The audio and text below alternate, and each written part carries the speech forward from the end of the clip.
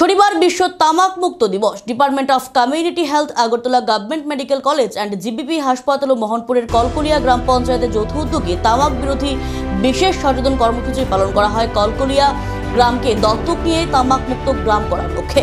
এই সময় মেডিকেল ছাত্রীরা স্থানীয়দের বাড়ি বাড়ি গিয়ে তামাকের ক্ষতিকারক দিক, তার থেকে মুক্ত হওয়ার, তার সঙ্গে যুক্ত না হওয়ার বিভিন্ন বিষয় তুলে ধরেন সাধারণত মানুষদের মধ্যে। এদিন ছাত্রছাত্রীরা 183 পরিবারের 966 জন লোকের সঙ্গে কথা বলেন এবং এই সময় 288 জন তামাক সেবনকারী পাওয়া যায়, যারা ধূমপান সহ অন্যান্য তামাক সেবন করছেন।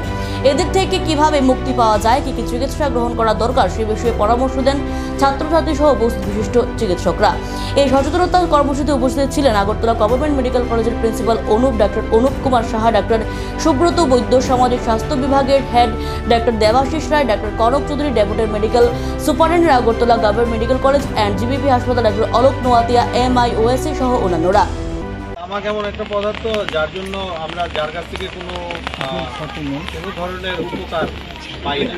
তো এটা মানুষের সভ্যতার জন্য একটা অসম্ভব বড় চ্যালেঞ্জ, কিন্তু এর ইকোনমি বা অর্থনীতির সামনে দাঁড়ানো কষ্টকর। মানুষের সচেতনতাই একমাত্র পারে যে এর যে এইবারে যে মেইন থিম, যে বিভিন্ন ধরনের প্রসাধনের মাধ্যমে তাকে সুন্দর করে মানুষের সামনে দেখানো হয়, সুন্দর প্যাকেট, রঙিন প্যাকেট, কিন্তু তার সবগুলোর মধ্যেই কিন্তু দাম কম হোক বেশি হোক, সিগারেটের লেংথ যতই হোক, সিগারেটের মধ্যে যতটাই ভালো মানে তার সুগন্ধি থাকুক, সে অ্যাকচুয়ালি তামাক। সুতরাং এই জিনিসটাকে আমাদের বন্ধ করতে হবে, চেষ্টা চালিয়ে যেতে হবে এবং তার জন্য স্বাস্থ্য দপ্তরের সঙ্গে সঙ্গে প্রত্যেকটা জনপ্রতিনিধিদের এগিয়ে আসা দরকার। এই জনপ্রতিনিধিদের সঙ্গে সঙ্গে স্কুল এবং শিক্ষা দপ্তর, সেই সাথে জনসচেতনতা খুব জরুরি। সচেতনতা অনেক আমাদের মধ্যে হয়েছে, কিন্তু আমার মনে হয় এটাকে অ্যাক্টিভলি এখন আমাদের পার্টিসিপেশন দরকার।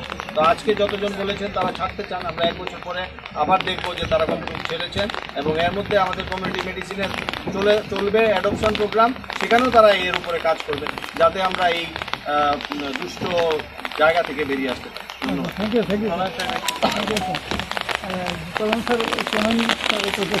যে এই গ্রামের মানে আগামী দিনে এই প্রোগ্রামটা যাতে চালু হয়, পঞ্চায়েত লেভেল থেকে আপনারা কী কী উদ্যোগ নেবেন?